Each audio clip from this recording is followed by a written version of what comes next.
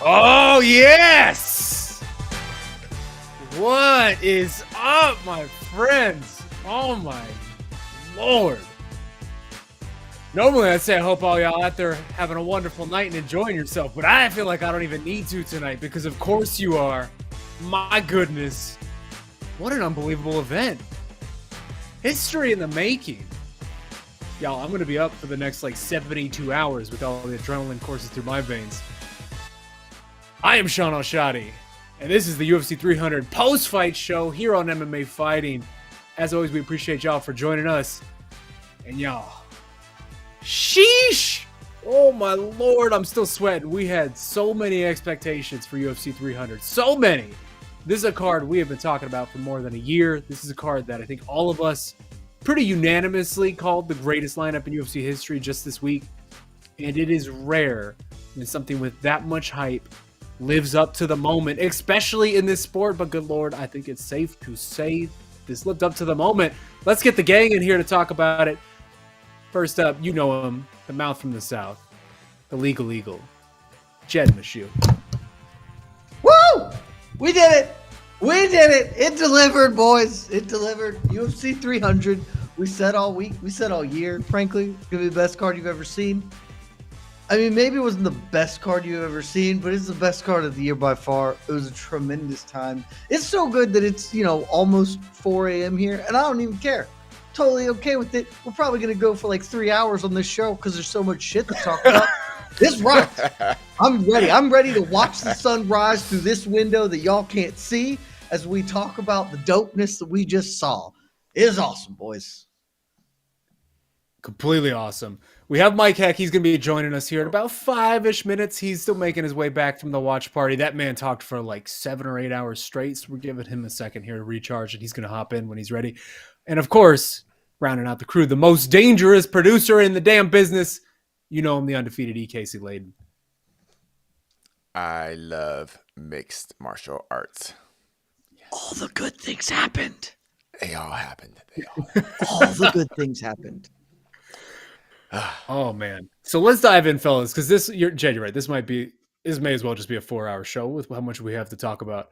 Dude, I've seen us spend 90 on some trash Apex cards. Now, granted, I was at the helm of those, and I'm bad at hosting things because I'll just let the inmates run the asylum. But we're gonna go long tonight, boys. There's just no way around it. There's no way around it. So I'm gonna start with you, and this is gonna be simple. Did this live up to what you thought it could be?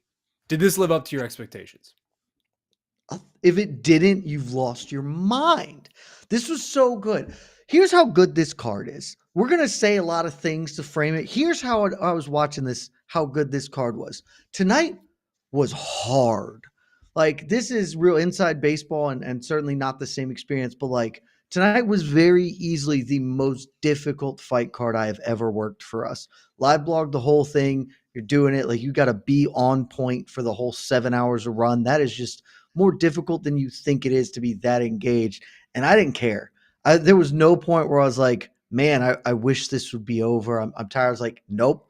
Oh, we got another one. Well, that's okay because the next one we got is the strawweight title fight. It's Alex Pereira. This card was so good, and all of the good outcomes happened. All of the most fun things or things we didn't expect, starting with the opening fight of the evening. Who the hell saw that coming?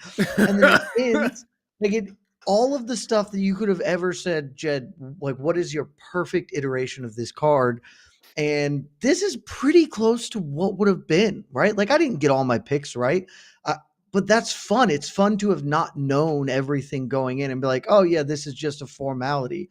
But the things that I would have cared about the most happened correctly. The things we wanted the most delivered. I came on every program we have in this week leading up and was like, yeah, Max Holloway, Justin Gaethje is going to be fight of the year. I don't it's going to be the fight of the year. People, if you want to back check or maybe, take your foot off the gas, going to be fight of the year. Well, ladies and gentlemen, at this moment in time, it's leader in the clubhouse for fight of the year.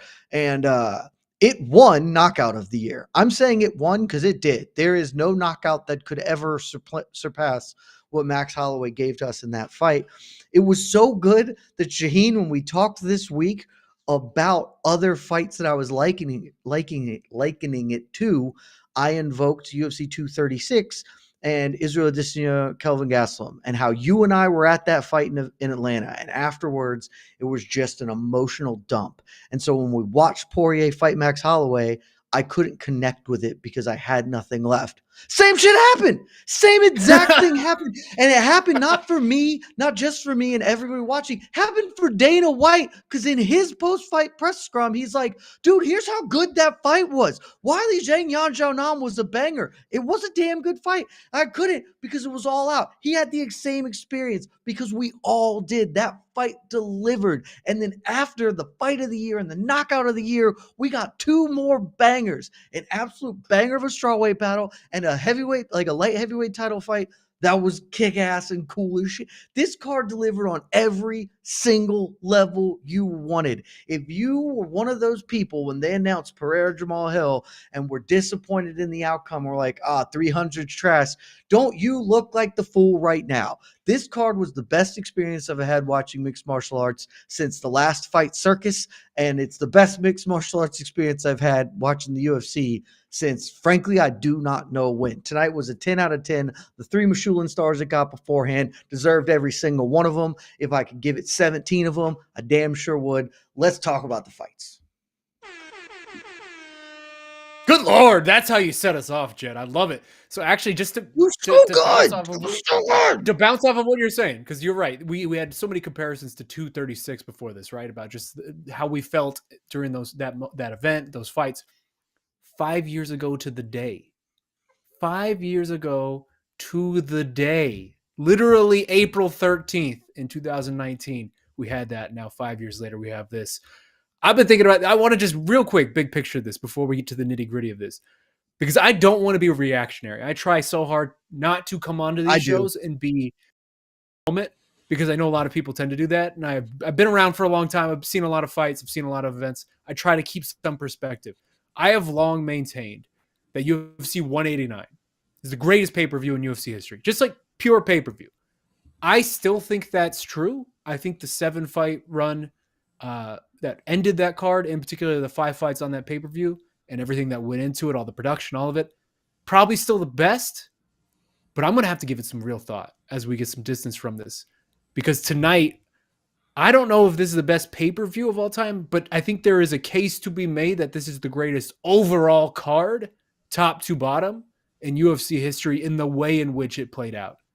Am I crazy, or do you think there's something there?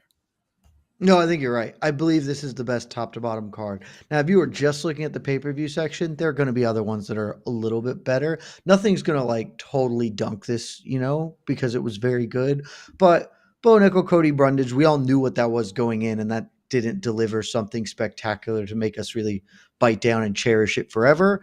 And so I get, if you're just looking at the $80 portion, but top to bottom, not every fight was amazing. There were, some things that you could have used off, but like I said, this fight card delivered all of the promise we ever wanted for it. All of these fights were meaningful, and they all rocked just through the moon. I think this, maybe it's reactionary, and I'm happy if someone can bring something up and I can go back and be like, okay, maybe I should reevaluate this or at least consider it. But off the top of my head, there's no fight card top to bottom that has ever been better than this, unless you are looking at like a Total Elimination 03 or a couple of those like Pride tournament cards. But that's a different beast and a different time and a different way to view the fight, because you're also getting multiple fights in the same guys. So it's pretty different. But yeah, I think this is the best modern era MMA card I have ever watched, top to bottom.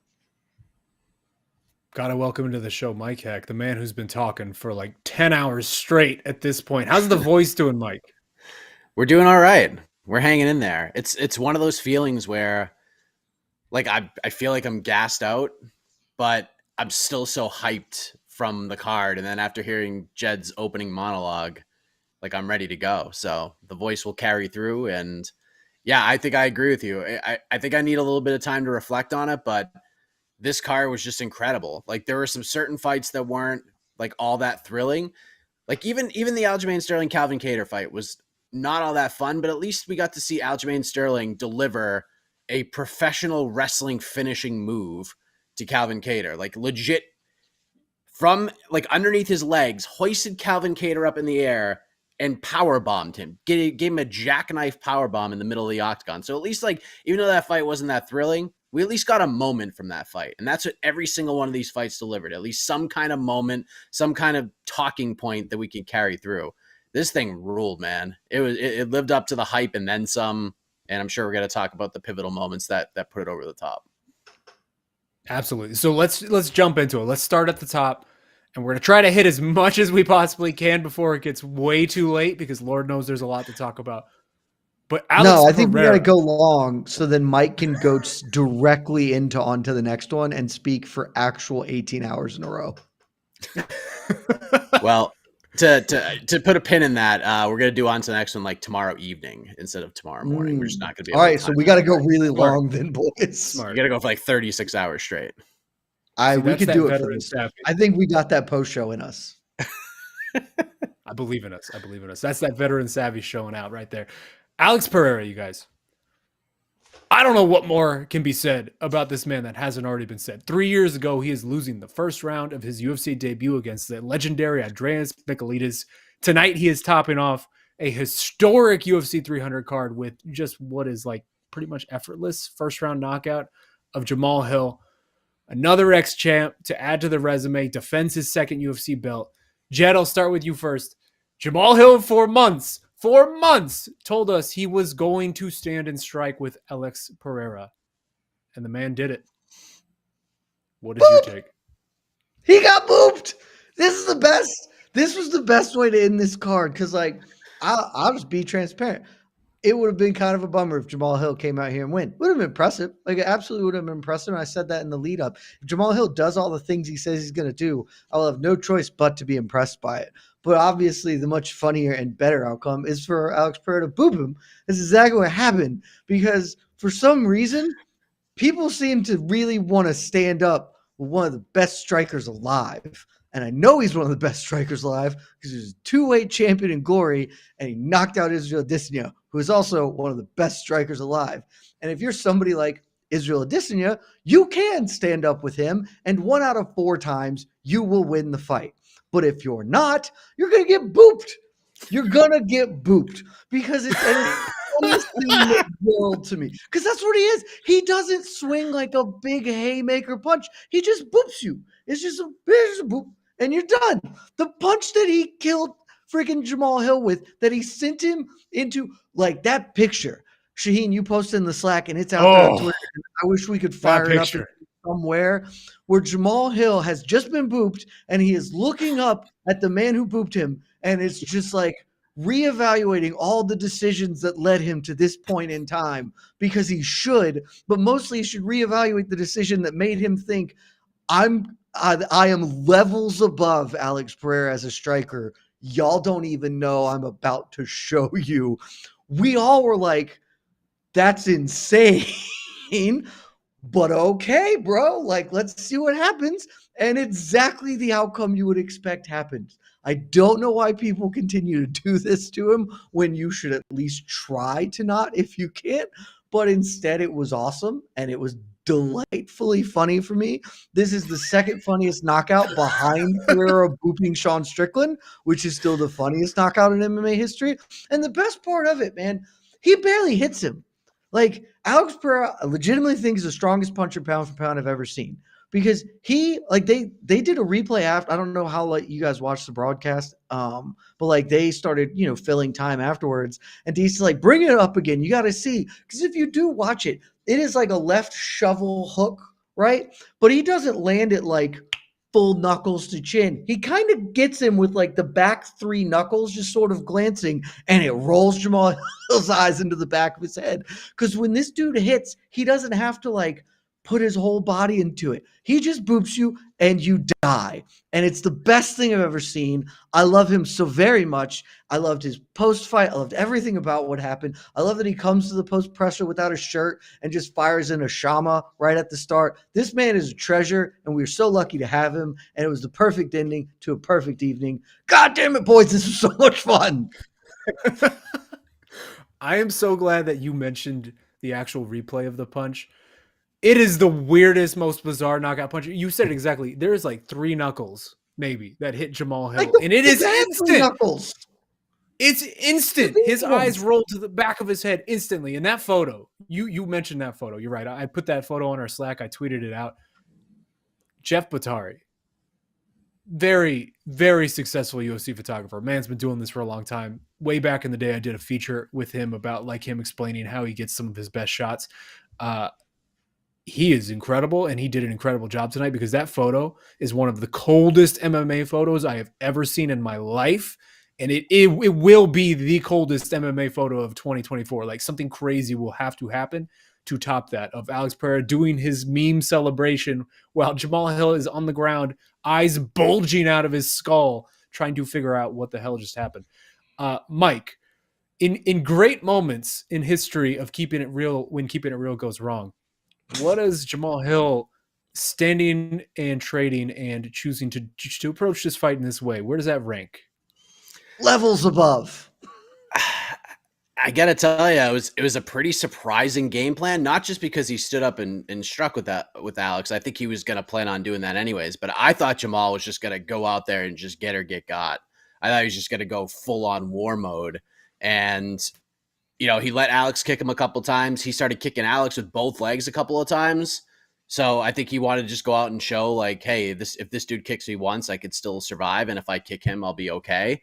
And it turned into he was just going to sort of technically counter Alex Pereira the entire time. Like he was just waiting for Alex to leg kick him so he could throw big shots. And Alex figured that out super quick and just sort of waited for his moment to land as Jed says, the boop. And I don't know where the Achilles is. We don't truly know the answer to that question. There's probably 7 people on the planet that truly do.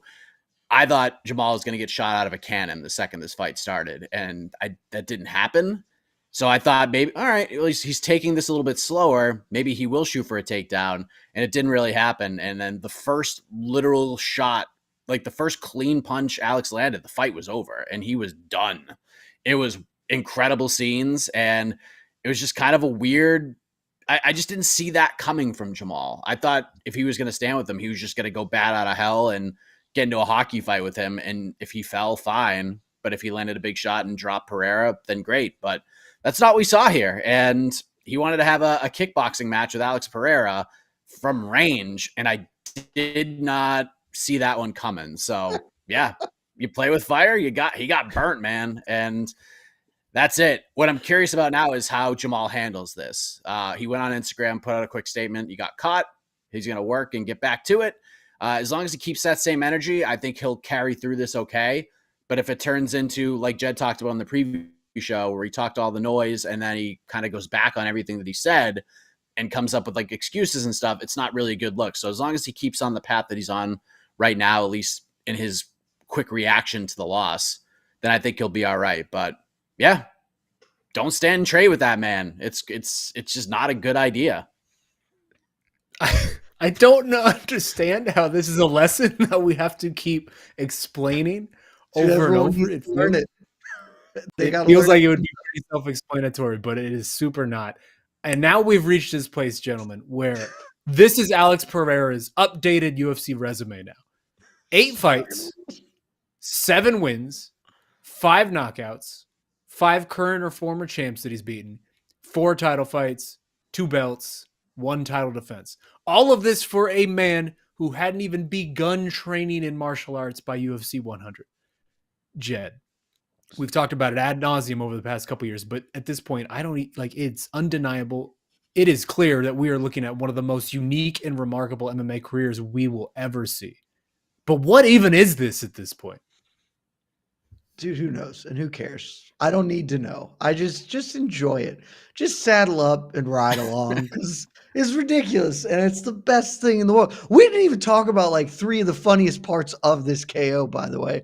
Number 1, Jamahal Hill still trying to live that life and be like trying to stand outside the cage while Pereira's walking out to send a message or whatever. And 94 seconds later, he gets blown up. Is an incredible bit of karmic justice. And then 2, the wave off.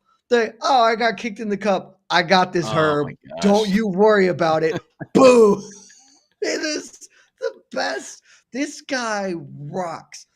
Is he the best light heavyweight in the world? I don't know. It's a weird division, and if he has this mystical ability to make everyone try to box him, then yeah, he probably is, right? Like if everyone who talks shit to this man ends up coming in and having a Jamahal Hill or a Shaun Strickland game plan to just put their face in harm's way, he's never gonna lose. But he probably isn't, but it doesn't matter. I don't care. Somebody asked in the pre-fight Q&A if Pereira goes out and beats Hill and then defends against Magomed Ankalaev, does that make him an all-time great? He probably is an all-time great, depending on your definition of that already, just because of his unique and weird career. But he's also never going to catch John Jones or stuff like that. He defies description. We can't put him in any of the other happy boxes we have because it just doesn't work for him. He's in his own special little camp, and it's an awesome camp, and we can just celebrate him for the weird anomaly of violence that he is. And I hope he never goes away. Genuinely dope. And I hope, good God, I hope the UFC does the right thing and lets him blow up some hapless heavyweight at 301. It doesn't have to be Tom Aspinall. That's ridiculous. Let's do the thing we used to do with Anderson. Was like, all right, whatever, take a light heavyweight fight. Screw it, Alex. Why don't you go fight Derek Lewis in Rio in 3 weeks? That would be game. Like, that would be awesome. We need to do all the fun things with this man because he's the most fun man. I'm so glad you brought that up because that was exactly where I was going next. Also, I just want to throw in here before we move on, though. Again, 8 UFC fights. Do you know who has 9 UFC fights? Cody Brundage. It does not make sense what Alex Pereira has been able to do in 8 UFC fights. Like, this just does not happen. But Mike, Jed just said it. After this fight, Alex Pereira is in the cage. All of a sudden, we're talking about heavyweight. All of a sudden, we're talking about UFC 301. All of a sudden, we're talking about doing some weird shit in Brazil. What do you make of this? Is this a thing? Is this nothing? Is this something? Should it be something? Where you go with this? It should be something, and there's 2 options here. And I'm stunned that I am even saying this into a live microphone right now. Maybe Joaquin Buckley actually did the right thing at the press conference. Maybe he, with his ill-timed shenanigans at the press conference, maybe he just got himself a main event. Pull Derek Lewis from the Rodrigo Nascimento fight. Like, just pull him from that and chuck him in there with Alex Pereira. Yeah. Like, just go ahead and do that. Like, what are we doing here? It's 2-week difference. Like, Derek don't care. He's going to probably get more money to fight Alex Pereira. So just pay him what he wants. And the other option is you get Paca Porter on the phone because he will go to Brazil and he will fight Alex Pereira. And I'm here for that. Okay. It doesn't matter. Dude, boys, it don't matter who he fights. It does not matter. He needs to fight on that card.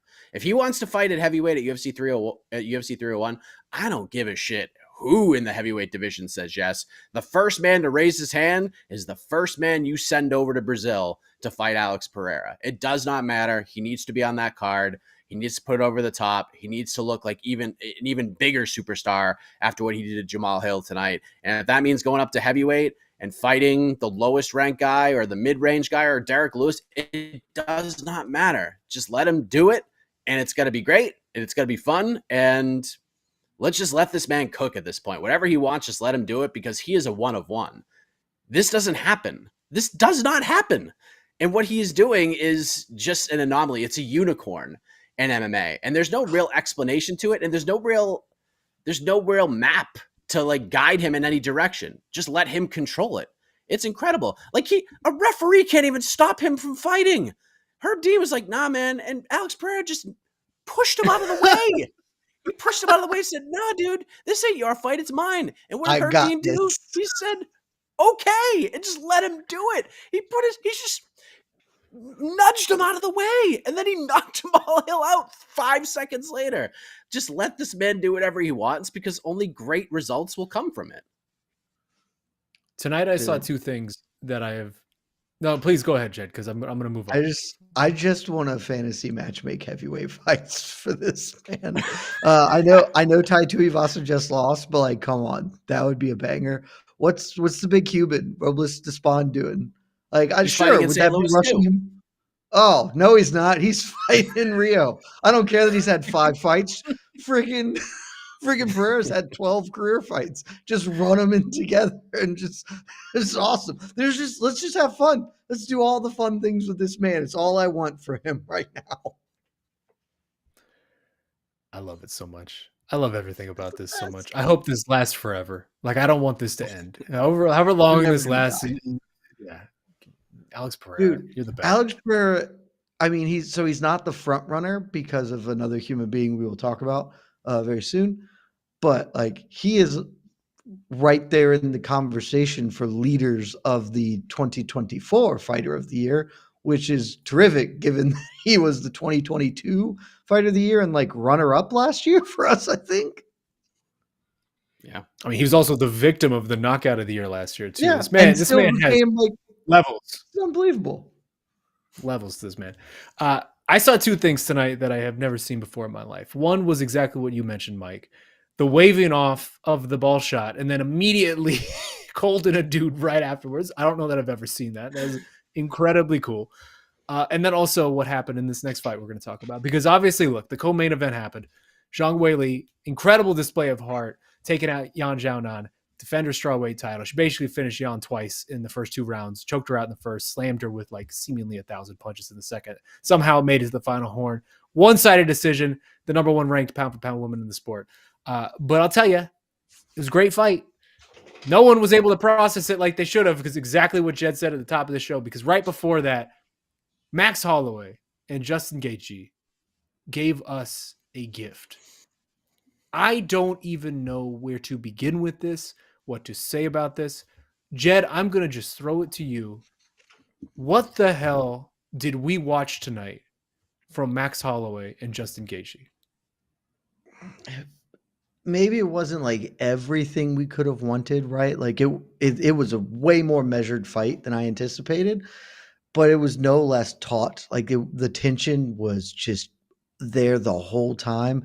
You were watching Max kind of slowly pull away from Gaethje and Gaethje trying to figure his way out through this after breaking his nose in the first round and just trying to piece together something to work while obviously being there and having some success as the fight went on.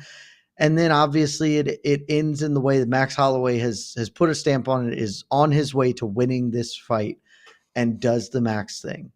And a lot of people had said this kind of leading up to the fight that, you know, when Max did the point at the ground to Ricardo Lamas, you know, Lamas engaged, but it's not the same. He wants to do that to Justin Gaethje. Justin Gaethje will be there. And Justin Gaethje obliged him. And Justin Gaethje is not the same man he was at the start of this day as a result of it. I have never seen Gaethje put out like that because no one has ever seen Gaethje get put out like that. Frankly, I've never seen Max put anyone out like that because that's not how Max gets down with his finishes. The literal last second knockout of the year, I mean, it's everything you want, but I just don't want us to lose sight of the rest of that fight, which is still the fight of the year at this point for me, pretty easily because of the engagements. Maybe it wasn't full anarchy, but there were moments of full anarchy interspersed with the drama of that fight and the textures of it and the flows. The fact that Max Holloway got sat on his ass for the first time I've ever seen Max Holloway get sat on his ass. I'm pretty sure I've never seen him knocked down before. That the fight was what we wanted it to be. It was the outcome that I think most people did want. I think more people are Max Holloway fans than Justin Gaethje. And more importantly, it was the manner it happened is just the coolest of the outcomes, right? Like I make no mistake. I wanted Justin Gaethje to win. I picked Max Holloway. I wanted Gaethje to win because I wanted him to get to fight for the belt because I thought he deserved that. That's not what happened, and it's totally fine because what we get with Max, the BMF champion now, the avenues available to him, where he can go from this, and frankly, just A+ work on the mic afterwards, set everything up for the rest of this year to be whatever he wants it to be. And whatever Max wants it to be, he will get because he fucking deserves it, and it's going to kick ass because when has something Max Holloway done not kicked ass? This was about as perfect as you could have for this fight coming in, and it achieved the levels that we hoped it would. It was amazing. I just want to note the knockdown that Justin Gaethje got actually wasn't credited as a knockdown. So Max Holloway still has not officially been knocked down. I don't In think. what world is that not a knockdown? I That's don't make the insane. stats. I don't make the stats, That- but officially Max That's Holloway still is not. objectively stupid, though. I just I want mean, to he clubbed contextualize. him and Max left both of his feet. It's I'm okay. not sure that's not It's a whatever. knockdown. We don't need to dwell on it. I just want to contextualize what happened tonight because like we just do not see things like this. Like what other person in the sport is going to be up in that situation, right? Moving up a weight class, fighting one of the most dangerous lightweights in the history of the sport, right? One of the most fearsome, just like feared people at 155 ever. Max Holloway moving up, and he is up 3-1 on two different scorecards, about to be 4-1 on two different scorecards, and about to be 3-2 on the other. He's about to win that fight. And then he just says, screw it. I'm going to do the Ricardo Lamas. I'm going to give Justin Gaethje this opportunity that I very much do not need to give him to pull something off crazy the last second and completely change the arc and trajectory of my career if something bad happens here in these final 10 seconds. And then to be able to pull off exactly what he pulled off. I have never seen a finish like that ever in my life. I have watched so many different fights over the course of the past 10, 15, 20 years. I have never seen something like that ever. Mike, am I crazy and that's one of the wildest finishes in MMA history? Oh God, yeah. Like we were trying to like put it all in perspective moments after it happened because there's just so out of nowhere, and Justin he just went out. You just don't see that happen with Justin, and just the entire performance with Max is unbelievable.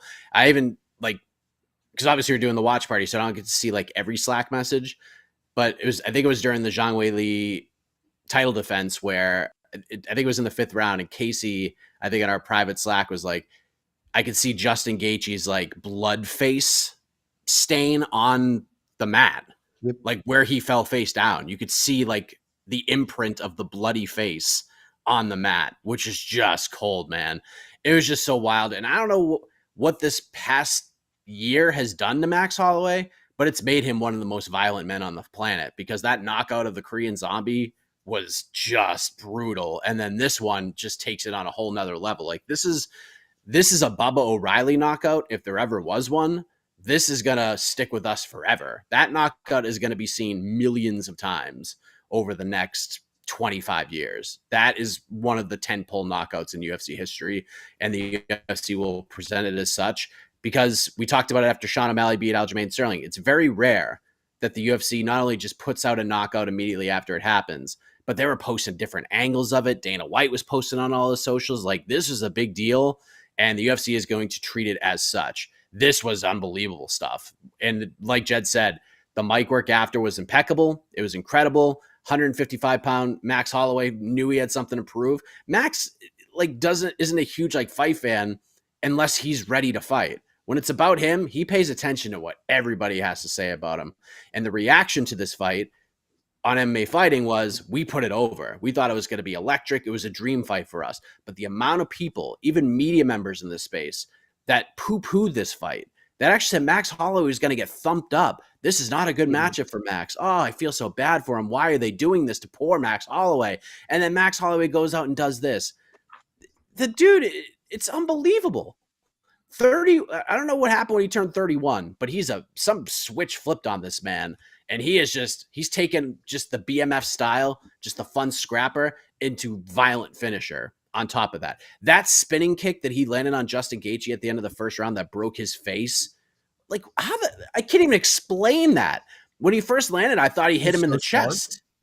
I thought he hit him in the chest. And then they showed the replay, and I could not believe, like, watching Justin Gaethje's face explode in slow motion. What a performance from Max Holloway. This is a knockout we'll be talking about forever. I mean, circle of trust time. Like, let's just put it out there. I'll be honest. I was one of those guys. I when this fight was first booked, I loved it. I thought it was going to be a banger. I thought it was going to be fight of the year candidate. But I was also, in the back of my mind, somewhat scared of the outcome of this because we've said it over the years. Justin Gaethje changes people's lives for the worse. Like you fight Justin Gaethje for the most part, unless you're like a very, very special person, like a Habib or something like that, you do not come out of that fight the same. I am the number one Tony Ferguson mark. And like this man ruined Tony Ferguson. Like I was scared for Max in a way in which of like, dude, Jed, we were there in Atlanta when Max fought Dustin at 155.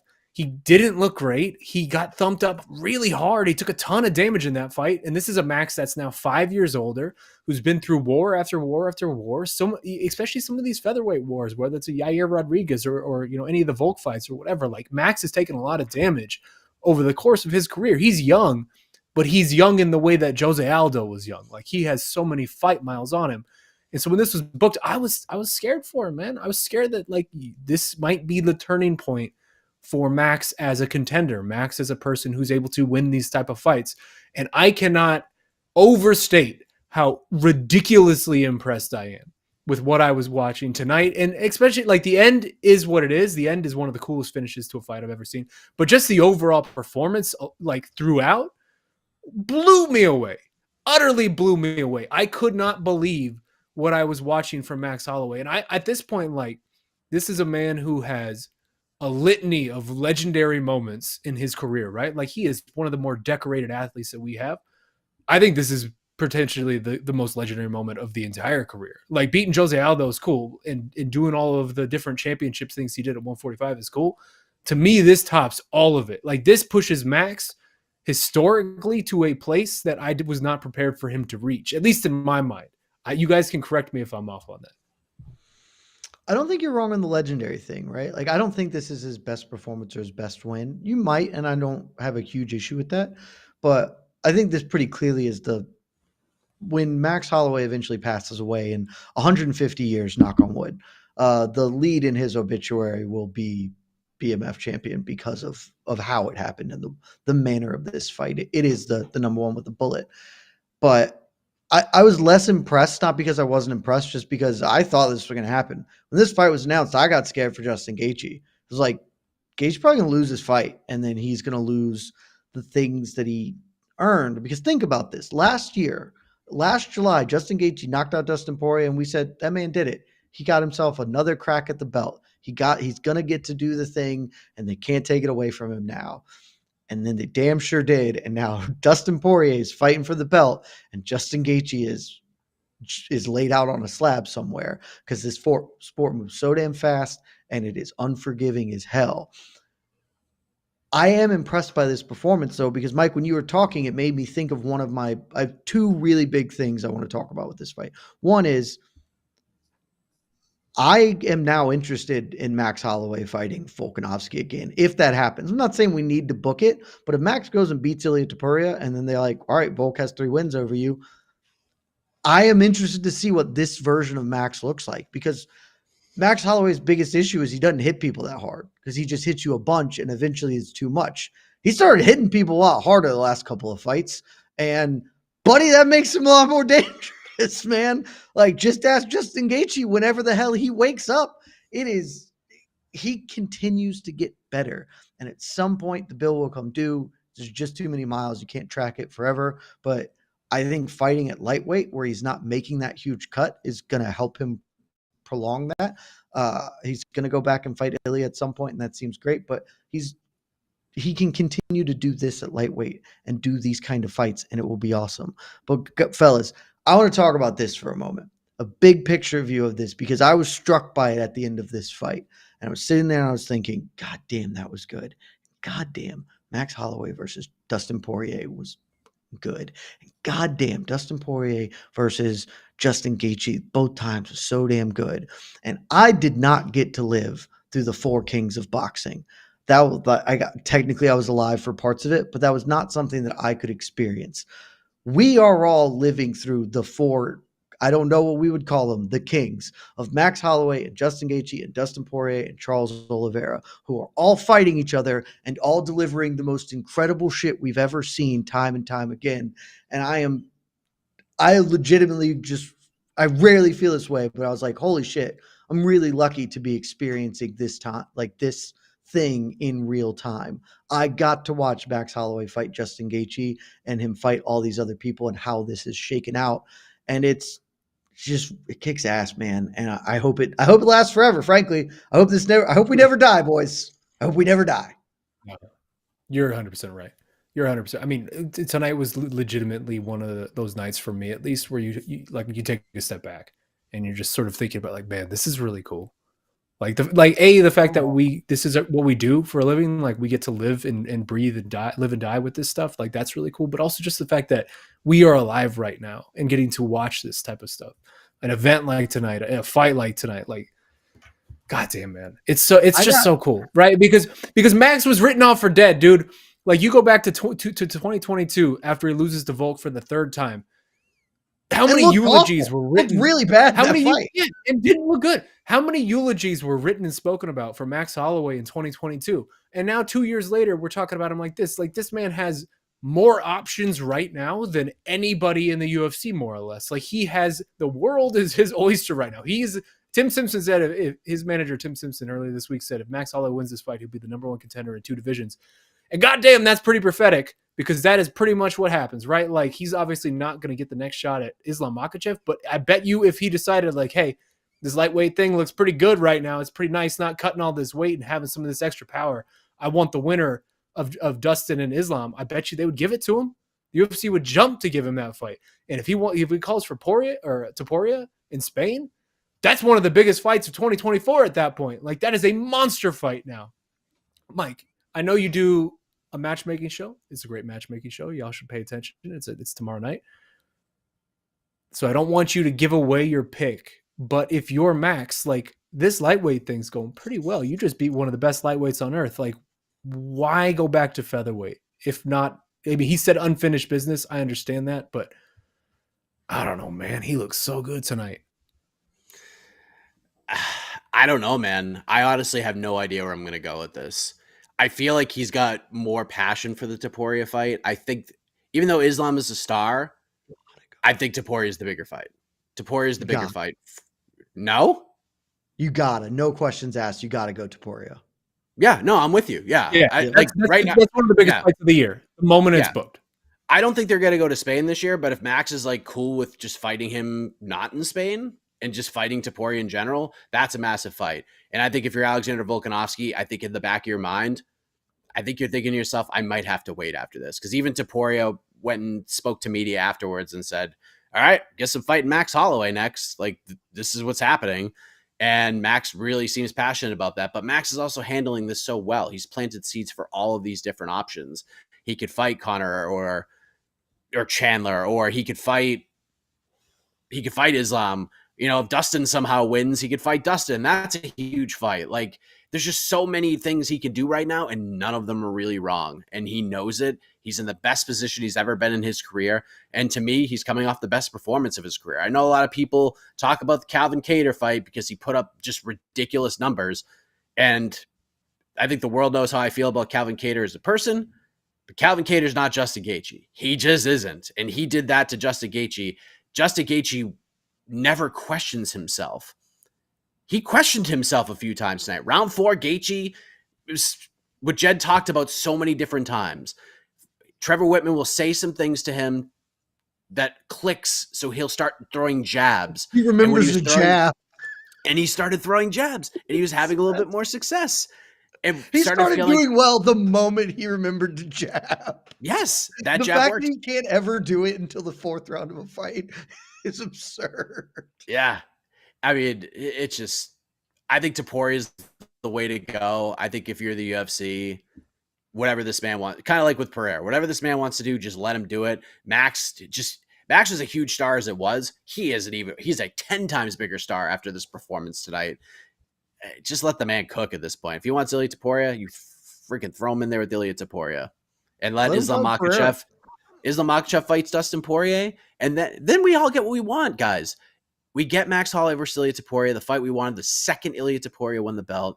And then I get what I want, because if Islam Makhachev goes out and beats Dustin Poirier June 1st, October, Islam Makhachev versus Arman Tsarukyan too. Like, this is just a tremendous year for everybody. Yeah. It's probably lining up that way. Yes. That's what it seems like is happening here. Plus, Mike, you forgot the sneaky best one. Maybe not the best one, but you guys know what this means now, right? Shout out What's to my boy, the violence idiot that is Justin Gaethje.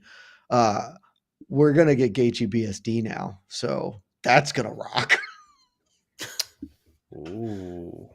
Yeah, I thought they were. That's I gonna think happen. they might be trying to. I think they might be trying to do Dan Hooker BSD. But Yeah, I Yeah, think that's that's fine. the one. Gaethje's gonna need to take some time. He's still Yeah. not awake yet, but when he rises from his slumber at the back end of the year, we could just do that. Or Gaethje can just wait to fight Conor McGregor after the McGregor Chandler fight. Either of those, super down for. or Gaethje Oliveira too. That's on the table as well. No. Charles Oliveira's gotta fight Max.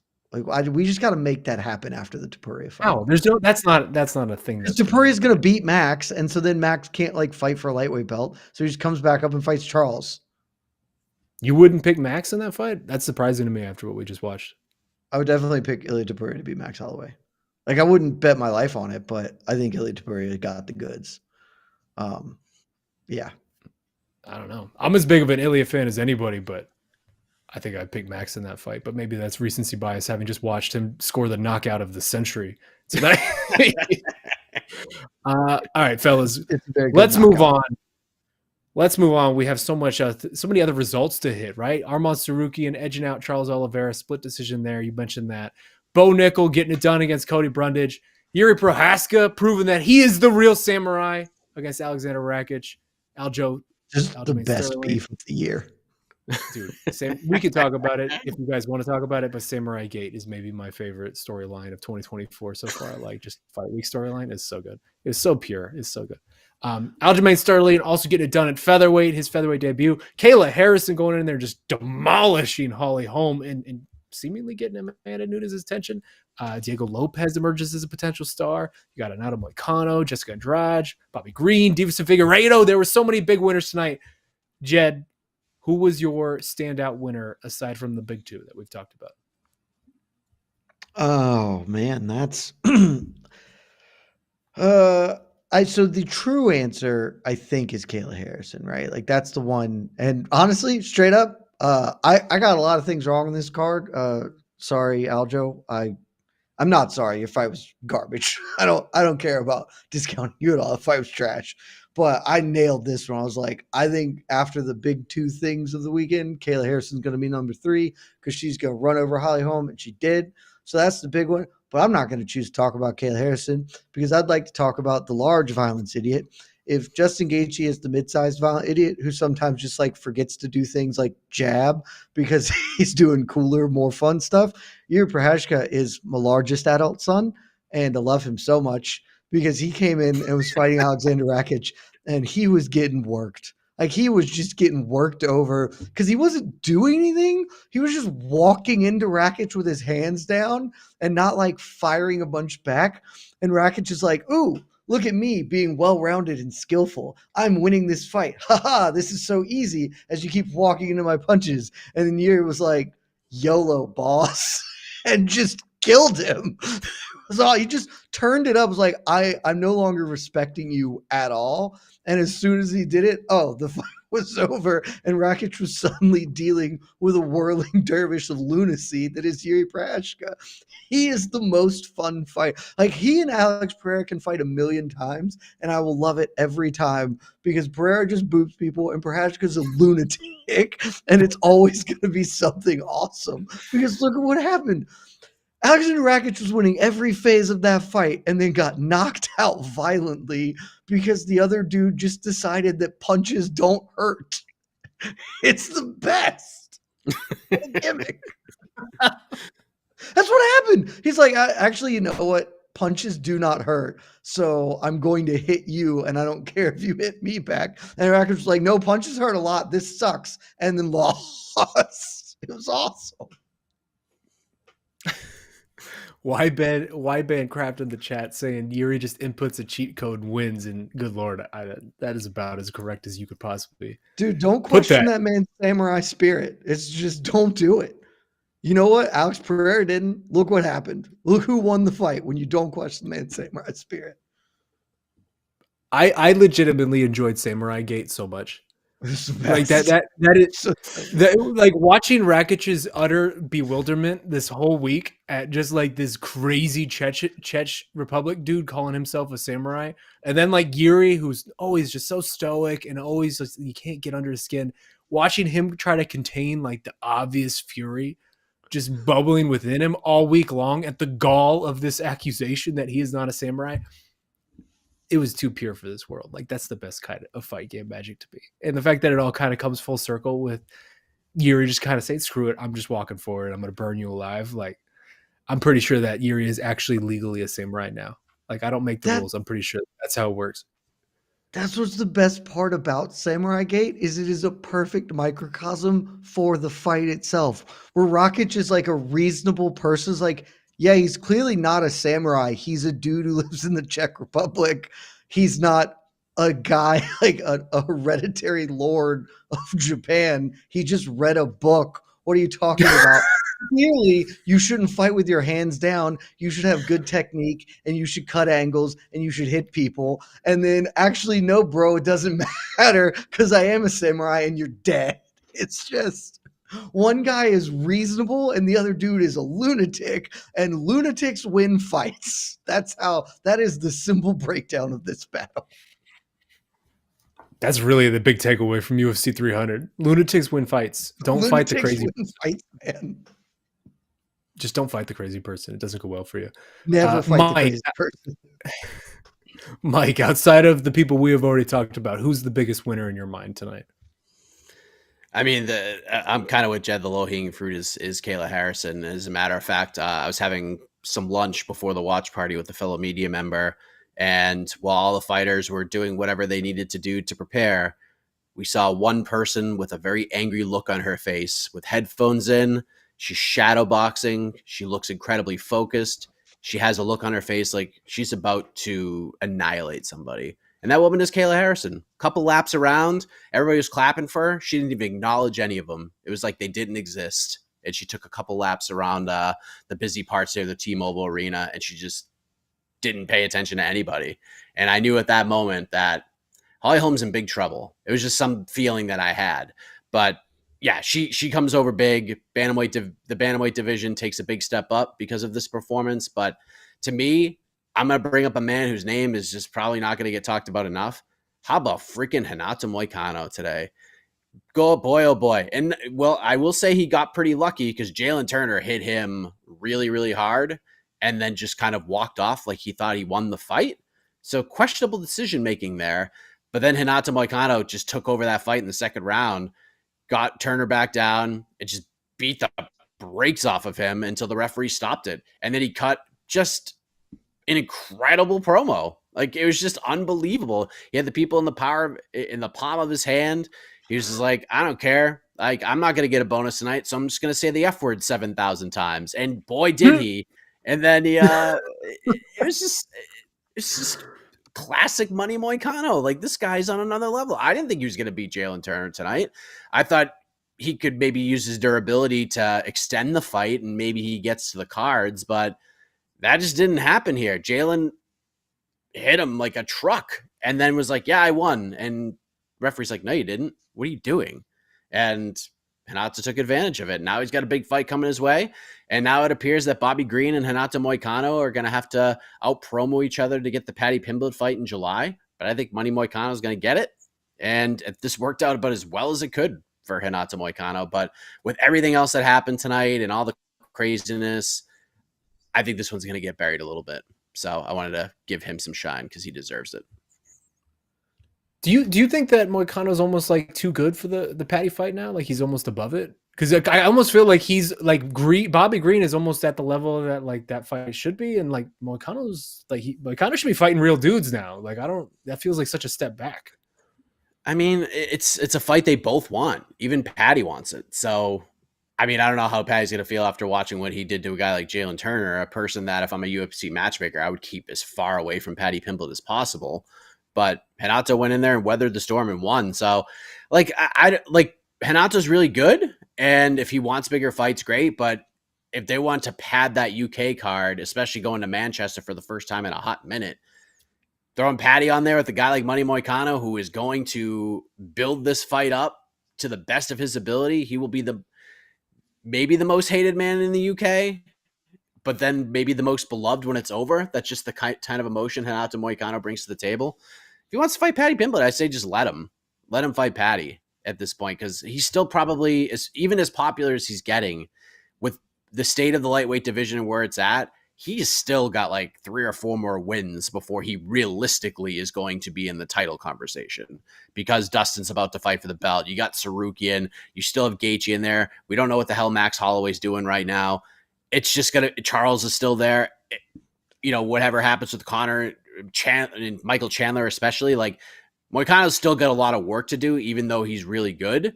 And we've seen how long it takes some of these emerging guys to get up to the top of the ladder. And if you can get a little buzz by beating a guy like Paddy Pimblett and hand him his first L and doing it in enemy territory at the same time, it's just only going to raise his stock a little bit higher in terms of the fan base, especially the ones who don't like Paddy Pimblett. So I think it's fine for him to fight Paddy right now. It's certainly 2 good options. It's like either way you go with it, I don't think you can go wrong, because you're right. I think the lead up from Moicano Pimblett would be quite funny, but also like the lead up for Bobby Green Pimblett would be, I think, more funny to me. Like, I think those dudes would understand maybe not even like 50% of what the other is saying, but it would still just be hilarious in a lot of really great ways. So I don't know. I could go either way on that, but I think I lean towards Bobby Green. But hell of a performance tonight from both of them. I do want to just shout out. Can I briefly say a thing about Renato Moicano in his post-fight speech? Why could Renato Moicano say the F word 1,800 times, but Bruce Buffer couldn't call him Jim fucking Miller? Because that's my thought. Is as weak nonsense, Bruce. I hope you clip it, send it to Bruce. You're the reason he lost. I'm just saying, if he was introduced as Jim fucking Miller, or even Jim and a pause to let people do it instead of your intro, Jim Miller probably wins at UFC 300. You brought all the sadness to Mudville, Bruce Buffer. I blame you entirely. It did feel like a big missed opportunity to not even take the pause. Like, take the pause. The crowd would have picked up on it. Crowd would have known what to do. And then, literally, like 20 minutes later, Moicano fires 500 of them out. Like, it feels like you could have done it one time, this one special moment for a special man. But no, ridiculous. Moicano really making the ESPN censor work overdrive on that button. Just getting a workout in. I do want to shout out. Credit.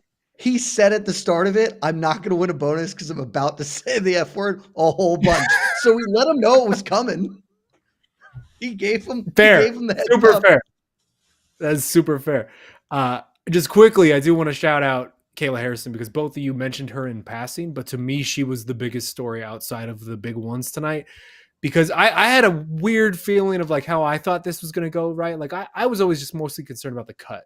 My imagination for this fight had always been, she makes the weight. She looks pretty rough making the weight. It ends up draining her pretty hard. It ends up being a really ugly, grindy fight. Maybe she wins. Maybe she moves on to a title fight, but it's not something that, sticks with us. Not something really impressive. And like half of that was true, because she made the weight and she looked really rough making the weight. But goddamn, she bounced back quick, and she bounced back hard. Like, if you could have painted Kayla Harrison's first official UFC round, I don't know if you paint a better picture than what she did. I think the number was 46-1, edge in significant strikes, 46-1. That's not great if you're Holly Holm. And then that second round, just like an instant rear naked choke of, a future Hall of Famer. Like, there was obviously never a question in my mind of whether she belonged in the UFC or not. That was always dumb to me. The morons who were out there calling her, saying like, she's just a can crusher. She's not really that good, when she was doing what she was doing in PFL. Oh man, this women's bantamweight division is suddenly very, very interesting if she is able to consistently make this weight, in my mind, because they obviously have something here. The fact that she was able to even tempt Amanda Nunes to come back, the GOAT, to tempt her, to plant the seeds for that. And Amanda Nunes posting videos about her and things like this. Like, this is what gets me excited. We are reviving a division that used to be a marquee division for the UFC. And if Kayla Harrison can make 135, that is my big question now. If she can make 135 and make championship weight, because she looked really rough at 136, and she was being very open with how hard and how difficult and challenging that last pound was to get to 136. If she can get one more and get to 135 and do it safely and healthily and good enough to fight a couple times, I think the UFC has a superstar on their hands here. Like, that was impressive tonight. I think No Kayla digital Harrison had a great week. To me, and I said this multiple times, I thought Jamahal Hill was the MVP of fight week. He made that fight more intriguing to people just with his self-belief and confidence. But Kayla Harrison, her media day was great. She has the pro wrestling terminology down. You don't sit there and treat your opponent like they're nothing. You put them over like they're legends so that it means something when you beat them. And even after the fact, put over Holly. I thought Holly's game plan was maybe even more questionable than Jamahal Hill's game plan. She went right into the clinch, and Kayla Harrison's Perhaps a little bit. It was okay, terrific. we'll go ahead and do that. And then even in the aftermath, she planted it perfectly. She goes, I want my title. I don't care if it's Raquel. I don't care if it's Juliana. She laid it out perfectly because she basically just said, let these two ladies fight. I'm going to take some time. I'm going to figure this stuff out. I'm going to spend some time at the PI. And then I don't have to cut the weight for a hot minute. Like, we'll just let these two ladies fight and I'll get the winner. So she has time to kind of put this all together, because if you guys recall this, like, Kayla signing to the UFC kind of came out of nowhere and it happened very quickly. So it's not like she had like 8-9 months to prepare for this. She was a free agent. She fought in November, and then she comes back, 5 months after that, and she's a bantamweight. Even if she knew after she beat Aspen Ladd at 45 that she was signed to the UFC, like, still not Wasn't even 45. That wasn't even 45. That was 50. That's right. It's a 50 fight. It was a 50 fight. So yeah, I think she learned a lot from this, and now she's going to have a little bit extra time. And then when Raquel and Juliana fight as like one of 3 title fights on a pay-per-view or a co-main event or something, Kayla's just going to plan her happy ass cage side, and she's going to go in and have a little face off with the winner and build a fight. Like, Kayla Harrison's very good at this. So I think all in all, this is a perfect night for her. And I think the way she handled the fight week heading in and the way she handled everything coming out was absolutely perfect. Totally No agree. digital scales. Just no digital scales. Just get her up there, do the old classic one. Get a guy who's doing the weigh-ins, who knows the deal. We're not here trying to wait till the bar gets there. Like, oh, it's not touching metal. Fine, we're good. Set 135. We're clean. Let's go about it, because no one really cares about the pound. We care about the fights. It's gonna be awesome. We're back. Women's bantamweight's so back, boys. Also, shout out to Holly Holm. Well said. Shout out to Holly Holm. Shout out to Jamahal Hill. If there's one thing we learned tonight, it's if you have a chance to stand with a 2-time glory kickboxer or to clinch with a 2-time Olympic gold medalist, you should definitely do it.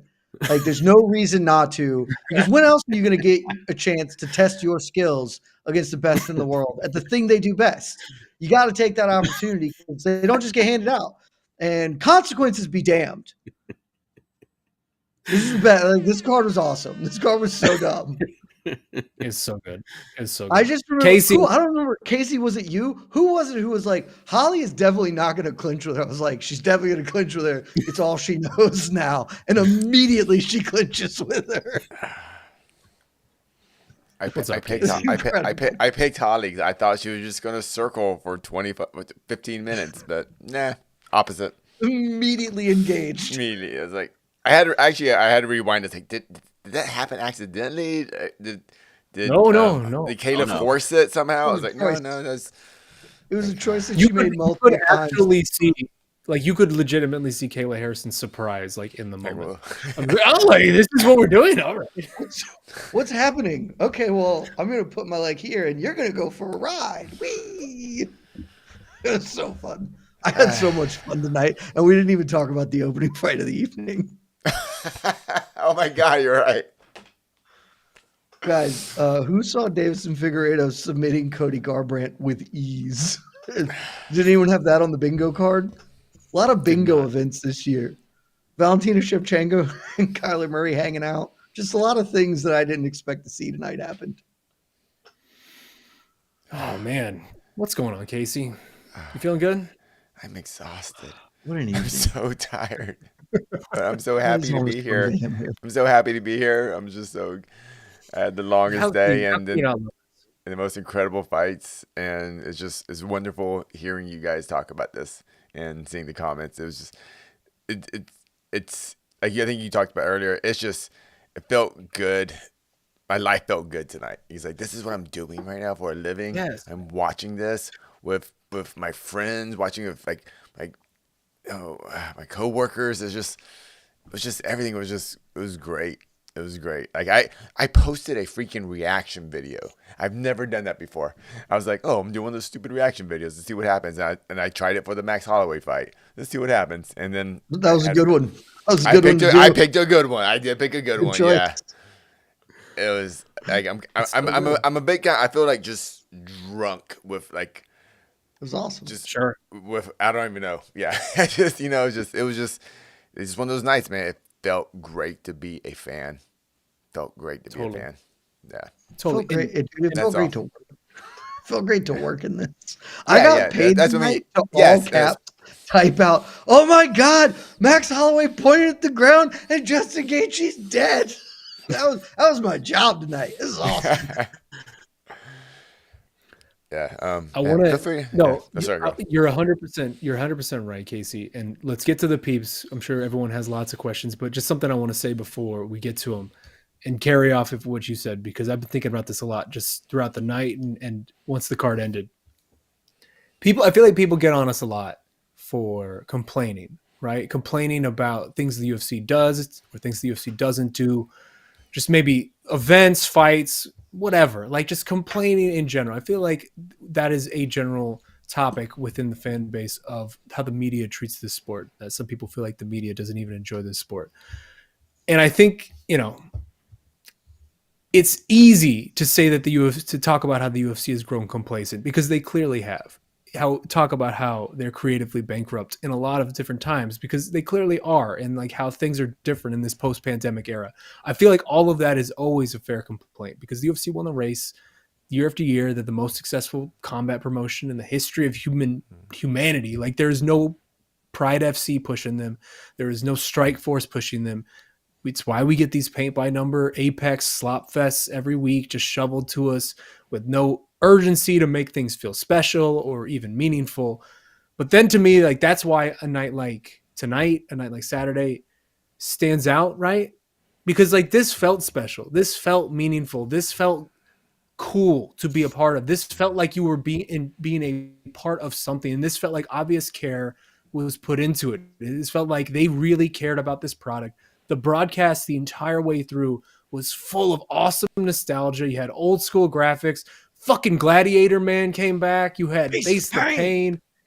You had like all of these just cool nods to what this is and what this has been, and all these sweet video packages that would give you chills. And then just like the Mark Coleman walkout where we're celebrating Mark Coleman. And it was just like such a broadcast of love and like, again, nostalgia and celebration of like what all this is. And it just takes you back to like, yeah, man, this is why you love this. This is why we follow this. This is why we dedicate our lives to this. Because like this sport at its best is the best fucking sport in the world. It like there's nothing even that comes close to it. And it just it's why we do complain. It's because the UFC is capable of these things. The UFC is capable of making you feel something. They're capable of making things feel unique and special when they just tried to put in the effort and the time. And it's just like, goddamn, like, bravo UFC, you guys crushed it. This was magical. You couldn't have done this better. You did the thing. I just don't want to have to wait another couple years for you to try to do the thing again. Please, like, this is such an obvious example of how the UFC did the thing, but the fighters did the damn thing too. Sure. The fighters Absolutely. did. The UFC sets it up for them, but the fighters did the thing. And yeah, people complain, oh, we hate this stuff, but like, dude, we love this so much that we love this so freaking much. That's why we complain, because we love it too freaking much. And yeah, everything was great. The production was fantastic tonight. Like I felt like T-Mobile Arena had 100,000 people in there at certain points. The way they were shooting it. Like when when the fighters are coming out for the title fights, the way they shot it, the way they had the different light structures, like everything they did tonight just felt huge. It was awesome. Like A+. This was an A+ across the board. You can even tell like we got giddy Dana White at the press conference, like smiling and laughing and having a good time. At least for the clips I saw, it sounds like it wasn't all that the entire time, but Dana like showed up in a good mood, and like everything about it was just what we just haven't had this in a while. Like 299 was great, but it didn't feel anywhere near as special as as tonight was. And this is all we ask for. Just give us this. Give us this as much as possible. Just give us this. And that's once the thing. a year.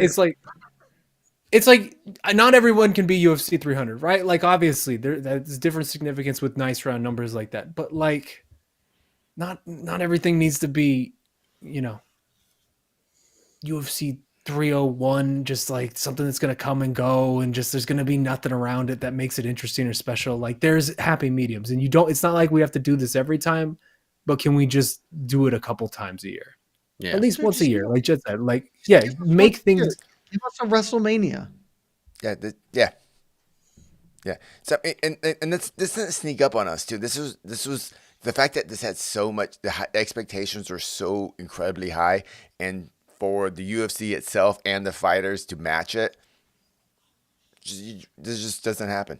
Just doesn't happen, and it happened tonight. Yeah. That's just awesome. Just awesome. Yeah, and we're not even complaining about pay or anything stupid like that. It's like because we know they got paid. Actually, people got paid. This is so like it's just good. Well, Max got paid. Well, you're right. Max did take the money from everyone, but what I'm trying to say. Yeah, I'm trying to say. Everyone got pumped about the 300K bonuses, but then it went to Max and Justin, which everyone knew, and then Max and then Yuri. And if you just had to blind pick people who'd get it, those would have been the choices. And like Max, Justin, Yuri, and Alex would have been like everyone's blind pick. And yep, so the 300K bonuses just benefited the people everyone knew would get them anyway. Do we even talk Aljamain about Sterling lost his mind when it was announced, and he's right behind Dana in that clip. And did you see that making the rounds? Because that cracked me up. I didn't see it. The clip filed back where it's like Aljo must have been really excited about something else because he jumps out of his chair and is pumped, and then he goes out there and has that stinker of a fight. It's like I don't know what he was excited about. It wasn't the bonus. Man, I'm kind of looking at this whole card top to bottom again, and. Yeah, I got to say, top first fight, the last fight, with the quality of fighters on this card, yeah, I have a hard time not saying this might be the best card quality in UFC history. I'm very UFC history. That. Yeah, I'm like, we didn't even talk about Diego Lopez fight. Did we even mention his name? I mean, that dude is a freaking star. I almost forgot that fight happened. I'm glad you mentioned Money Morcano. I actually forgot that fight happened, and it was an awesome fight. And freaking Andrade Marino Rodriguez, that was a super high level quality strawweight fight, and like we didn't even mention it, and because the card was just so much to freaking talk about. It was freaking awesome. I don't know.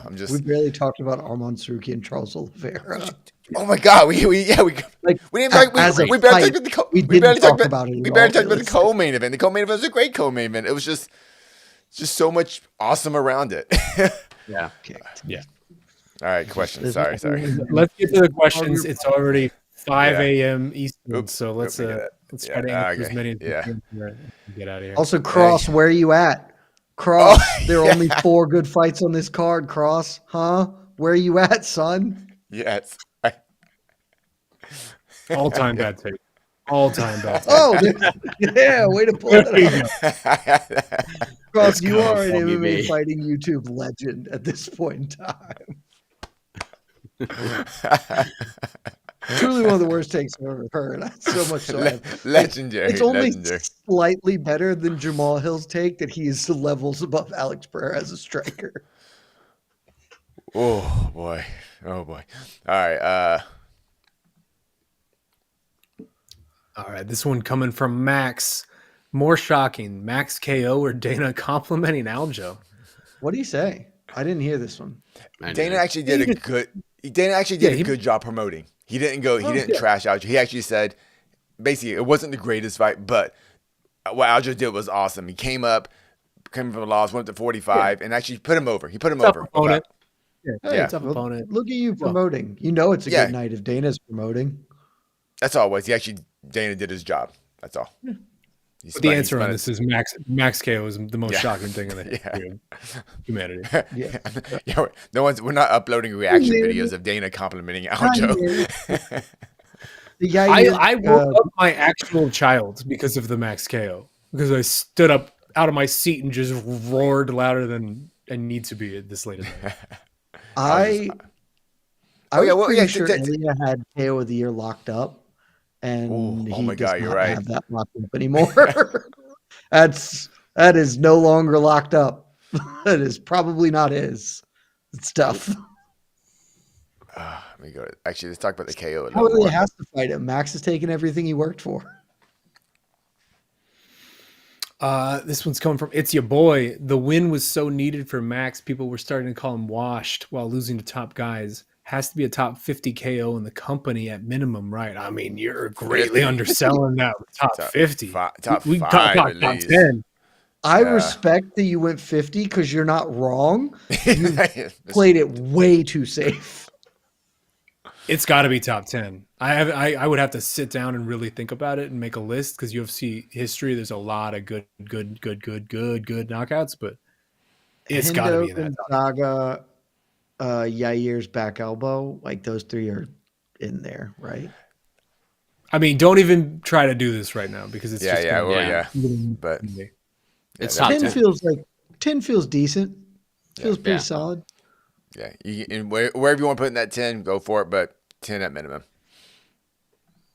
Not wherever. I'm not going to allow anything to surpass Yair's back elbow in the 459 or whatever, because that was ludicrous. But yeah, Leon Edwards is in on that list too, probably. Oh yeah, Terry Edson Barboza, like there's. Oh my god, yeah, that was great on the broadcast, just reliving all those, especially with GC who hadn't seen half of them, which is always fun.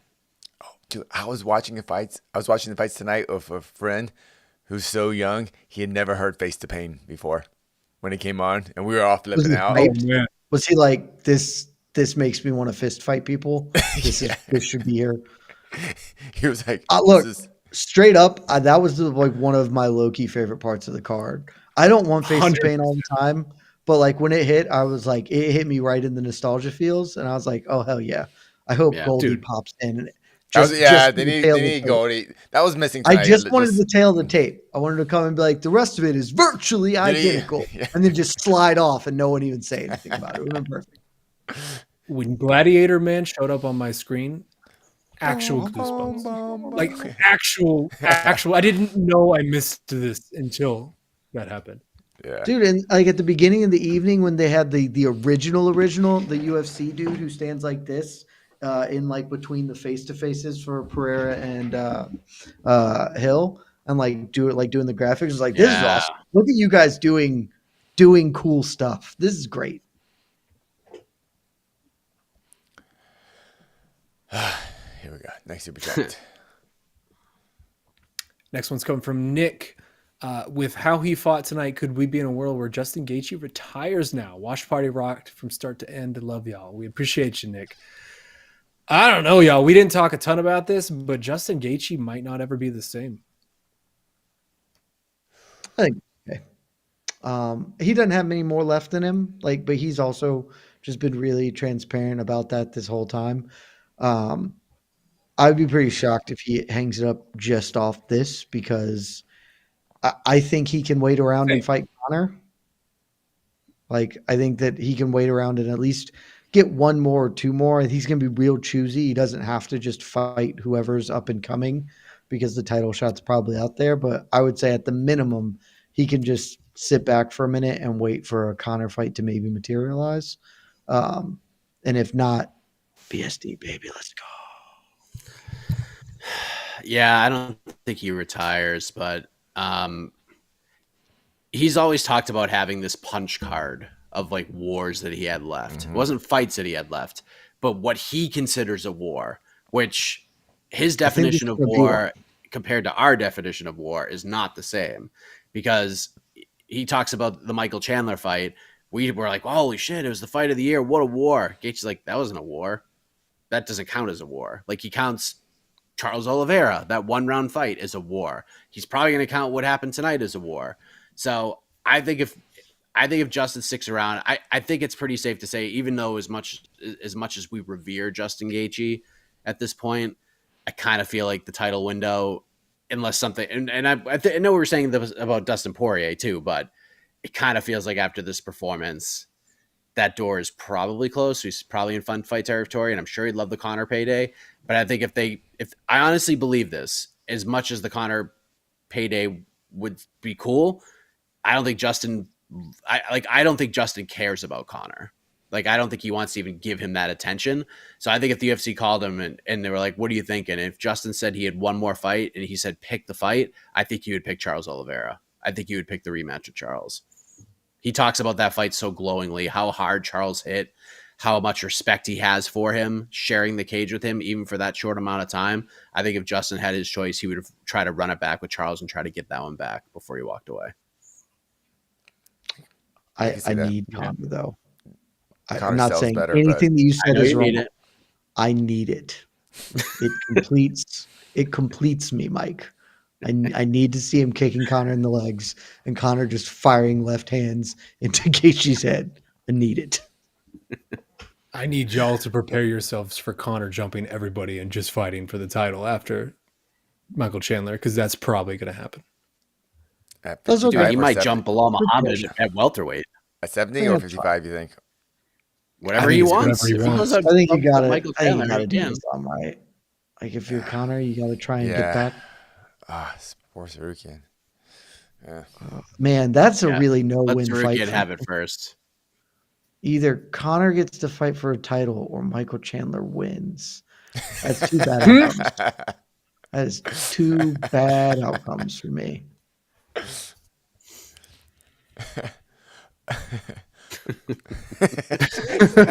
That tickled you. It did. Like, I want to talk more about it, but we'll go to the comments. We're in the fan Q&A part. All right. Steven coming in with super chat. Where does Max's KO rank all time? What are you guys' thoughts on Islam versus DDP and Costa versus Strickland fights? Do you honestly think Amanda returns? Steven, you're getting your money's worth with this one. All the questions. Get him in. That's how you super chat. I will say that speaks to how utterly ridiculous this night was, in that we finally know that Conor McGregor and Michael Chandler are like actually fighting, and we have barely talked about it. And also, we got Islam Dustin announcement, and again, we barely have mentioned any of this. Like, that just speaks to how crazy tonight was. Where does Max's KO rank all time? I think we've all kind of touched on that a little bit. What are you guys' thoughts on Islam, DDP, and Costa Strickland, though? What's the date on that again? June 1st. Wow, it's right around the corner. I think I should get multiple no points for this. For two reasons. One, obviously this seemed like the right thing, but even if you listen to Heck of a Morning, like 3 days after UFC 299, I said this is what you do June 1st. You do Islam versus Dustin Poirier. I was like, and you do Sean Strickland versus Paulo Costa in a 5-round co-main event. That's exactly what you do, because that's going to put asses in seats. And I feel like the UFC owes Newark after that shitty card they gave them last year on pay-per-view. So you put those two fights on there. This is going to do bonkers. Everybody wins for the most part. The only people who really lose are the people putting funding into the Nate Diaz, Jorge Masvidal boxing match, which took a significant hit with these two fights being announced for that card on that same date. So yeah, this is a perfect 1-2 punch for that card. June is going to be awesome. June is going to be great. 2 big pay-per-views. Yeah, I think it's a damn good 1-2 punch. And what a story it would be. Dustin Poirier was the hero of the world after UFC 299. Could not do no wrong. He was my fighter of the year, in and out of the cage. Just everything he had done was A+. And then that damn Max Holloway had to come along, and now he's got the A++ for the year so far. And Alex Pereira doing Alex Pereira things. Like, Dustin goes out and beats Islam Makhachev. Holy shit, man. Like, this might be, outside of a business perspective, this might be like one of the craziest years we ever see if that happens. I kind of hate it. If Dustin wins that fight, Conor Dustin is going to be the title fight. It sure is. Yeah, okay, but that's just Dustin's not going to win the fight, and that's okay. Strickland Costa is great, and I totally get it. I'm not opposed to Islam Dustin. I think we all knew this was coming, sort of the way it shook out. Today does make me sadder about it, just because, like I said at the top, in July, Gaethje knocked out Dustin to get himself a title fight, but because of the way MMA works right now, timing matters more, and it was more important to the UFC to get him on 300 against Max as opposed to give him what he earned in June. And so despite knocking out Dustin less than a year ago, Dustin's going to be the guy who gets one. And that just irks me a little bit, makes me certainly sad for Justin Gaethje. But no one's that upset about Dustin Poirier getting to do cool stuff. We love Dustin Poirier, so it's cool. Also, Amanda, 60-40 Amanda comes back. I said this coming in this week. I thought Kayla Harrison was going to show out, and then she was going to lay the groundwork for Amanda. She actually didn't lay the groundwork for Amanda, but Amanda laid the groundwork for her. I think that's rising up the level of probability for me to becoming much more likely for a thing we see in 2025. Nah, screw 60. It's 100. It's 100% Amanda Nunes returns. If Kayla Harrison becomes champion, that is 100% happening. I threw this on Slack, but I'll ask it here. Assuming Kayla can make 35, assuming she beats Raquel Pennington, is Kayla versus... I know. Wow. I know. Casey has never done that. Yeah. How dare you? Pennington. I have trashed Rocky, and Casey's like, oh, she's a really good fighter. I said really good. She is a really good fighter, but she's going against freaking Kayla. Yeah. Just saying. Hey, I knew Kayla was amazing at 45. I had to see it at 35, and I saw it.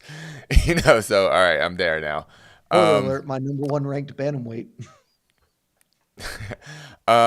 Is Kayla, assuming that those things happen, is Kayla and Amanda Nunes return? Can that headline a pay-per-view? Yep, for sure. Yes. Okay, that's all I was double checking. I was like, that's all. Okay. I legitimately think if Kayla Harrison can make championship weight and win this title, she will be a star in the UFC. Yeah. Cool. Yep. Cool. Like legitimately headline pay-per-view, not like Yep. Like 301. That's a headline, but Yeah. Okay, cool. When you talk about Vinny or say Vinny 6?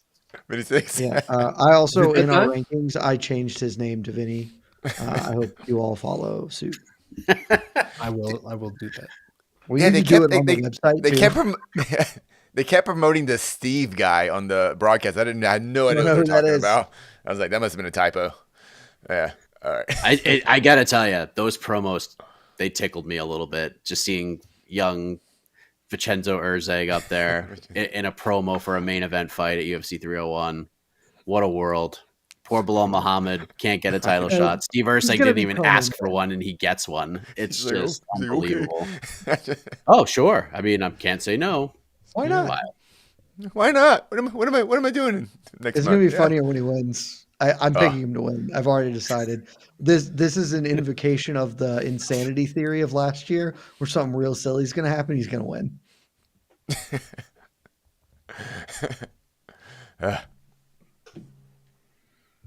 All right, this one's coming from Wiedenhoff. Going to bed, but you guys are great. Max rules. Yuri is nuts. Jamahal is a liar, and Bobby Green broke my heart. Sorry for no left hook on Cody, Jed. We appreciate you, Wiedenhoff. Thank you. Like, on the one hand, Figgy versus Cody was still fun, and it was something wildly different, so that was cool. But on the other hand, all I wanted were hooks, and there were no hooks to be thrown, and I was sad about it. That's when I knew tonight was going to be wild when that happened. I was like, everything's going wonky today. It was so funny how Davis and Figueiredo and Yuri Prochazka had the same game plan in round one, which was just do nothing but get hit and then smile at your opponent the entire time as he's like landing good shots on you. But you just keep smiling at them and letting them know, like, no, you truly are not hurting me in any way. And like, I'm going to get mine real soon. So enjoy this moment while you have it. And then the second round, both guys just completely took over and just the ways they wanted to. And it was almost like they knew it was going to happen as they were getting hit in round one. Just funny stuff, man. Good performance from Figgy, and very excited to see where he goes from here. It's the Rorschach, Mike. I'm not stuck in here with you. You're stuck in here with me. I am a crazy person. And that's like, who was the dude who like literally won by being crazy, who lost 2 rounds and then just started barking like an insane person? Mike Breed. Roswell. Yes. Being crazy. No, it's Mike Breed. Being crazy is the second strong style. Haas is the strongest style. Being crazy is the second strongest MMA base there is. Ben Rothwell definitely had the one where like he was losing pretty thoroughly, and then he came out just doing real weird stuff, kind of like yes, like one instantly. Yeah, because being crazy is the second strongest martial arts style. If you can't be a Haas, be crazy. Yeah, dude, you see that hairy 300-pound monster jiving at you in that way, like you're gonna be scared too. Also, can we talk about crazy for just a moment? Because it really struck home with me as I watched my medium adult son, Justin Gaethje, and my large adult son, Inir Proheshka, fight. And I was like, why don't all fighters just fight like them? Like, if you're just some dude who's, picking up some wins, maybe winning a little more than you lose, no one's going to care. Like, you're not going to be like, if you're the Cody Brundages of the world, just fight like a lunatic and at least we will love you forever. Yes, your body will pay the price, but like, look at how much we love these absolute lunatics. Do that. You could do it. Just make the choice. Just throw your self-preservation out the window and be cool. That's all I'm asking, guys. Before we go back to the questions, I have a question for you guys. What do we think of Bo Nickal tonight? First of all, was it a mistake to put him on the pay-per-view, this fight? I know it's 2020 hindsight. Yep. And what do we think? Is the hype train still there? Is it just really slow? Or what, we didn't really talk about Bo Nickal. Before we answer that, just real quick, before we move on, I want to mention also just a moment of crazy that we haven't even mentioned that I really enjoyed was Charles Oliveira in like the last 10 seconds of that fight, having the head and arm triangle in, and then just keep doing like it's tremendous. I'm always here for that. I scored the fight for him. Crazy would be 3-0 on my card today. Yeah, I mean, it did seem like the Bo Nickal it was a mistake to put that on the pay-per-view. Certainly, I understood the setup they were trying to do, but I don't know that anybody came away from that being like, oh, I gotta watch more Bo Nickal. Even if he would have rolled through him, like what is even then, I don't know. I mean, he kind of did roll through him. Sense to me. But this isn't hindsight. It's like you put him in the Aljamain Sterling Calvin Kattar spot, like not the prelim main event or whatever, but like. More eyeballs watch the prelims because they're on ESPN and you don't have to, they're not paywalled. Like that's kind of the spot. He still gets the rub of being involved with this card, but I'd never understood it. I think a lot of people commented about it. It didn't make a ton of sense. But it was fine. I think the hype train will slow certainly, and there are reasons for it too, but look, man, there's just he won dominantly against an opponent who knows a lot more about fist fighting than he does at this point. This sort of things just happen. We should, in general, always slow our roll with prospects who are just coming in. Because, go back and watch Daniel Cormier's first, 10 fights. He sucks in half of them. They ugly. You just got to learn how to do it. And somebody posted this on Twitter. I don't remember who it was, so sorry. But it's, absolutely correct. For guys like Bo Nickal, who, in Aaron Pico, don't have them move up the ladder. Just have them fight 10 dudes real fast just to get the reps in. Just every couple of months. Here's Bo Nickal on a pay-per-view card fighting some dude who is a warm body and he can continue to learn how to fight people in real time. That's just what we need to do with him. I feel like they're doing that with Tyra. They have brought Tyra along much slower, which is great. That's actual prospect development, which is not the game the UFC is truly involved in. All of which speaks to how utterly ridiculous it is that Alex Pereira is just doing what he's doing while basically being a prospect. Yep. One of one. Chama. All right. Let's hit a couple more and then we'll get out of here. It is crazy late. This one, I don't even know what currency is that. It's Chael Sonnen. It's Chael Sonnen. So Chael must. The bad guy in the comments. Tell us. I'm curious where you're from. Where you're hitting us up from. Yeah, I don't know what that is. Yeah, I've never seen that. Fair to say, female 125ers will be staying at 125. Yeah, I don't. If Kayla Harrison's able to do this, man, I don't know the exodus to 135 that we have been suggesting for a while. I don't know that that's going to be coming now. That was something. That was. And our last super chat. This one's coming from Zach Loves Cats. Glad you guys love cats. Movsar Evloev versus Diego Lopez and Jamahal Hill versus Alexander Rakic are fights to make. Y'all have been sleeping on Evloev's win streak. I don't agree with any of this. Maybe, I mean, Hill Rakic you could maybe make, but Movsar Evloev versus Aljamain Sterling is the fight to make. Yeah, that's correct. Nailed it. Yeah. Well done. Mike, consider that my official Otno submission. Well, that's spick. 100% spick. Aljo won. That's who he's fighting. Wasn't getting a title shot.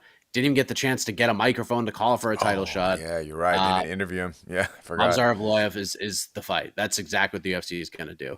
And Jamahal Hill is not fighting Alexander Rakic. Jamahal Hill is fighting freaking Yuri Prochazka next, and it's going to be the best. Well, let's have Jamahal Hill fight. It's fine. I like that fight. That's fine. I don't know. But what do you do with Alex? What do you do with Alex then? I mean, Ankalaev should probably get a shot, but he's going to fight heavyweight. No, Alex, don't need to ruin this. Alex is fighting Derek Lewis at UFC 301, so it's okay. I mean, that's the correct answer. He's fighting at heavyweight at UFC 301 against anybody. I don't care. Or two lightweights. I don't care. Alex should be fighting at 301 in a handicap match or something. And then after that, Alex is fighting Khalil Roundtree because we all know that's supposed to happen. For Diego Lopez, though, there's two options. And we mentioned this in our internal Slack, and both of them are good. Arnold Allen in Manchester. Or Yair Rodriguez. Oh, you're right. That's also a very good answer. I like both those. Also, the bad guy telling us that he's from India. So thanks for watching. I think that's Indian rupee. I Googled currency symbols across the world, and it looked like the rupee symbol. Awesome. Thank you for watching from India. Appreciate that. And I think that's it. It's almost 6 a.m. my time. This sure is the thing that's happening right now. It sure is. I think a few more questions. You can see that sun come up. I was going to say, we said we'd go till the sun came up. And where are we at on it? Oh, hold on. I gotta. Now you get another hour. It's still dark out, but yeah. I mean, we can keep going. I'm awake at this point. Whatever. Yeah, I gotta go to the airport in like 2.5 hours. I need to go to sleep. Yeah. I had a long day. We all had long days. Yeah. I have almost been working 12 solid hours. So yeah, I'm happy to go to sleep. Yeah. I'm going to watch Civil War tomorrow. Hit that music. All right. Oh, are you? Yeah. Oh, nice. So sorry. I'm like, I started passing out. Yeah.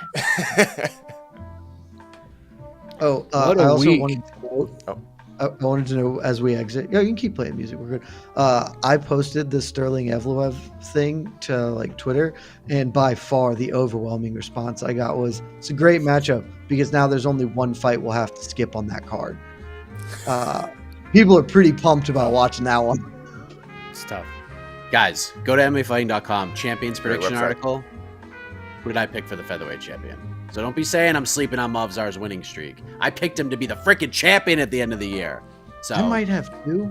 I bet him. I know you bet him. I might have picked him. I don't remember what I did. I'm not doing great. And Shaheen, you're killing me in our new chats. Anyway,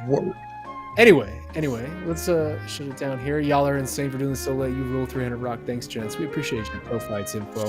What a week, you guys. What a week. We made it. It's done. UFC 300 in the books. We've been talking about this for more than a year, and it is over, and god damn it delivered. It was everything I needed it to be. It was everything we wanted it to be.